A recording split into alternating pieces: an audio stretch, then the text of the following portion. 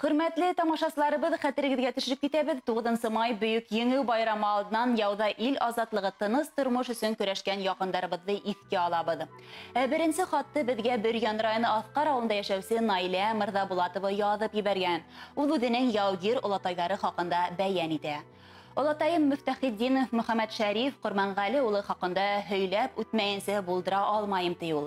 Ул 1907 елда Бөрьян районы Нәби авылында туган.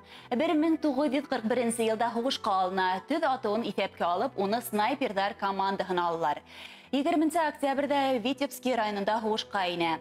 Был вакытта немецлар бик каты һугыш алып барган була. 6 ноябрь яурын башына пуля тиеп каты яралангас, Свердловск калаһында госпитальдә 4 ай даваланырга туры килә.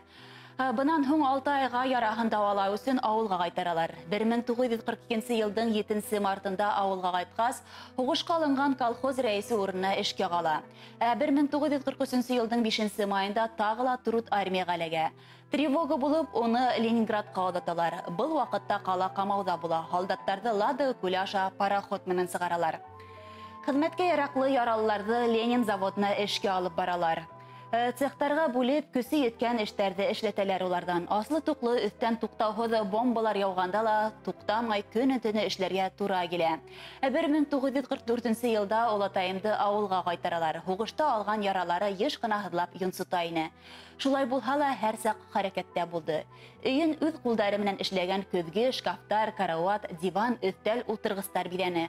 Ҡасан ғына барһаҡ та, йә балғорттары менән булашыр, йә оҫталыҡ өйөндә ниҙер йышыр ине.